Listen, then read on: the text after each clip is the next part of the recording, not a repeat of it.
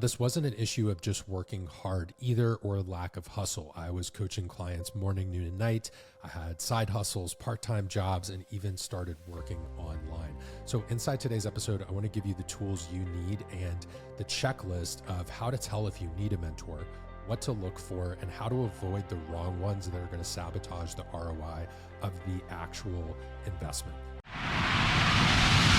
What's up and welcome to Sam Miller Science, where you're joining me just over a decade into my personal journey of working to bridge the gap between metabolism, macros, muscle, and medicine, all while helping coaches scale the impact that they desire and deserve. If you are here, thank you so much for listening and for trusting me to help you elevate your coaching game or to lead you in your transformation to realize your true potential. In either case, each week I'll be sharing my methods, models, and message to serve as leverage for your specific goals. Without further ado, let's get on to today's show. Here's how to shop for a health and fitness mentor without wasting 10 years of your career like I did. The purpose of this episode is to teach health, fitness, and wellness professionals how to know if they're ready for a mentor, how to vet one if they're considering looking at mentorship, and how to avoid the scams or just the lightweight professionals who don't have the skills needed to deliver the results you're looking for. This should help you find alignment and the obvious choice for you. Now, first, I want to give you a little backstory on my career, and I waited 10 years before hiring a formal mentor. Now, I had people that I had interned with or maybe informal opportunities, but that decade definitely cost me lost income, slower progress, and I did make some mistakes along the way. Now, I learned from those mistakes, but they probably could have been prevented. Now, this wasn't an issue of just working hard either or lack of hustle. I was coaching clients morning, noon, and night.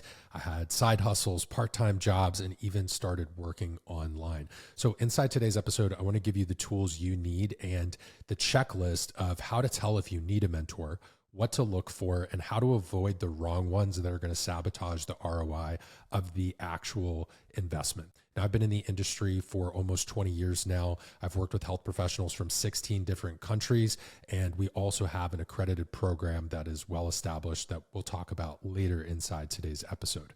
Now, first, some signs you actually need a mentor. What's important is to consider your overall mindset and thought process here. You're likely stuck in deliberation, uncertainty. You're constantly researching, maybe switching plans or career paths, or even second guessing yourself with basic client interactions. If you lack clarity, direction, vision, or strategy, and you don't know what the next 6 to 12 months of your business should look like, it's a good sign you may need a mentor. If your past programs feel used up or they miss the mark entirely, or you're in a situation where you implemented them fully and hit their ceiling, or maybe they weren't even designed for your specific situation, both of those cases would indicate that it's time for further mentorship. Another great time to consider a mentor is if you haven't hit your goals yet, or your goals just simply got bigger. So you outgrew the YouTube videos and the $100 courses online or the textbooks you have at home. The stakes might be higher now. So this could be because of your time constraints. It could be you have a family, or your career goals have changed. But the most important thing to realize, in this section specifically, is that needing a mentor doesn't mean you're weak. It usually means you're serious or your career path has evolved. In order to understand the benefits of mentorship, it's important to know what a great mentor actually does versus just like a cheerleader. So a great mentor is going to clarify goals and constraints and compress time by giving you the right sequence of actions. That sequence is important. It's a proven path versus random tactics or the spaghetti method. They can spot patterns and blind spots you can't see and help you avoid preventable mistakes that maybe they've made themselves. They provide accountability and standards. This is a situation where you're getting strategy, decision-making, a long-term path, but it's not just a path in the sense of a direction to follow. It's also the sequence of action steps. So you're not just like buying a friend here, you're actually getting judgment and a track record along with that relationship and person in your corner. When it comes to shopping for a health and fitness mentor, what's important is to start with you, right? Before you add a ton of external variables or consume a ton of content, start with you. Get clear on your outcomes, the things you'd like to change, the problems you're experiencing right now. All of that's going to be very important to know who can help you and how they can help you. Then I would move to social proof. When you start considering mentors, look at if they've helped people like you. We want many different proof points, not a single story. We want quantity and variety of wins and recent results and a variety of results, not just they helped someone back in 2015, 11 years ago, that's not going to cut it. We want proof from people who are in a similar career path to you, maybe a similar situation, background, and goals, or at least something relatable. And I prefer to see this in videos, in audios, in screenshots, or potential clips from things like events versus just text-based reviews only. I think, to me, that's more meaningful. I like to hear the intonation in people's voice. I also like to get the full story and a variety of experiences versus solely just written. That doesn't mean written's bad. I just like that variety and proof. Another thing to consider is long form content, because you're able to ask, do I like how this person thinks? Are they talking about frameworks and principles, or are they just talking about hacks and gimmicks, which is typically what we see in short form content? So short form content is really more about discovery and just finding out about new people. Long form content is more about relationship building, trust, and understanding someone's thought process. Long form content allows you to assess values and character alignment. So how they talk about things, how they think about things, how they frame the industry, even in terms of how they share about their own clients and thought process. You have to think, would you be okay becoming more like this person if their habits were to rub off on you? Another important consideration, even beyond the proof of their clients, is third-party testing and accreditation. So in reputable programs and ongoing education, this is going to be super important for your higher risk cases or more complex cases or higher level scientific education. This matters more.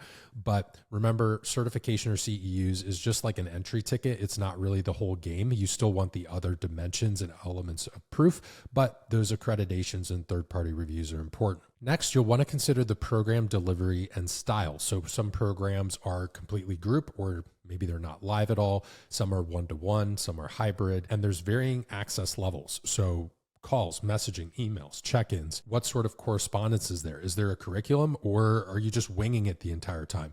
You need to consider your learning style and also how the program can work for you. Now, personally, I like a mix. So I enjoy having the ability to speak with someone live, doing some autonomous learning, get exposure to other peers and build relationships, but also having some one-to-one contact as needed. What's even more important than some of what I've shared previously about what to look for is spotting red flags and just avoiding getting burned, because that's going to save you the most time and save you the most money. Immediate red flags, in my opinion, and these are situations where I think people are likely to get burned, is if someone has no real proof, especially from like clients or mentees, and they only have hype or like social media flex online, and that's what they're using to sell their program. If people overpromise on timelines or overpromise and underdeliver, especially for things that require longer term support, that would be concerning to me. If they don't have a clear process, system, or structure, and it's just like, hey, just trust me, I got you, like, don't you believe, that would be something I would be concerned about. So things that sound like infomercials, like 12 weeks to this, or, things that sound like overnight success stories, that would be concerning to me. There's going to be time that goes in the process, and we'll talk about how to be a coachable mentee as well. I also think it's a red flag if someone talks more about themselves than their clients' outcomes. It should be balanced, a little bit about them and their methodology, career and lifestyle, as well as client success stories, proof, the program, and maybe even their team. The last consideration here in terms of red flags is ideally there's different content you can consume to think about not only the program, but also in order to get your questions answered. I think being able to connect with humans is important there when making big decisions for yourself. Now, last but not least, inside this episode, it's worth mentioning how to be a great mentee, how to be coachable.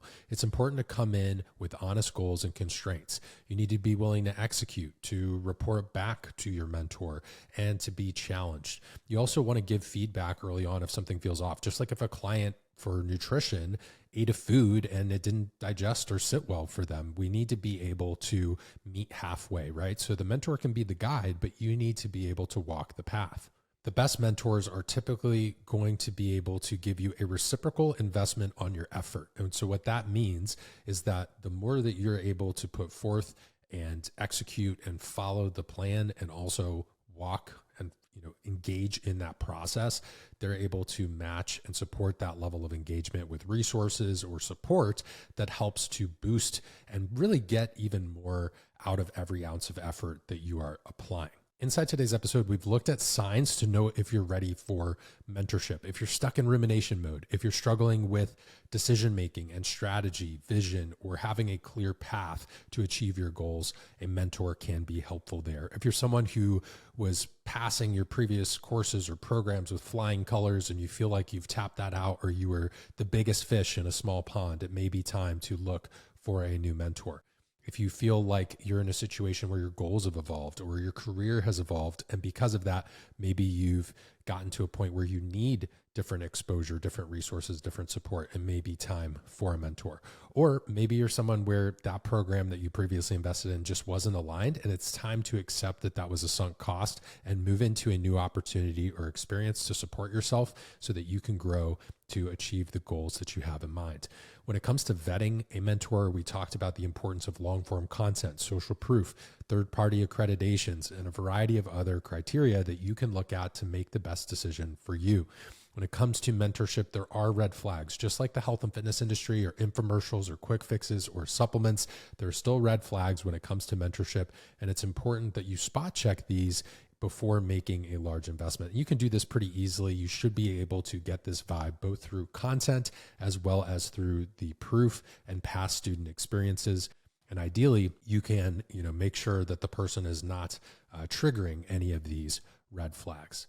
If you listen to this and thought, well, Sam, I want you to be that mentor, what I would consider is diving into one of our recent interview episodes where we feature over 11 different students breaking down how our mentorship and live FNMS program has changed their business and client results. I think it's even more valuable when these students tell the stories of our program versus me just solely speaking to you about the program. So diving into that recent episode can be a great way to learn more. And if you're interested in seeing how I work with people, you can head over to metabolismschool.com. But we always recommend, and what we do inside our process is before you're ever presented with an enrollment opportunity, you speak with a former student to learn about how we do things, our philosophy, our core values, and making sure it's a match for the goals you have and getting clarity on those goals before we take further steps. So if you listen to this and you want to begin that exploration process for yourself, or you've looked at that checklist of needing mentorship and you think that you're someone who could potentially benefit from further support, I would recommend diving into any of our case study episodes or our recent feature of 11 students who have significantly changed their lives and the results that they're producing for their clients. And we can be sure to include that link in the show notes of today's episode. If you want to go ahead and learn more about the program and see some of the different accreditations, third-party reviews, and CEUs that we offer, we do post those on metabolismschool.com and also send more information for anyone involved in our application process. I appreciate you tuning into this episode, and regardless of whether we ever lock arms together or work together in a mentorship capacity, I really truly hope that you do use this and apply this criteria for yourself to save time, money, and ideally achieve the goals that you have in mind for your career. I appreciate you tuning into this episode, and I will talk to you in the next show.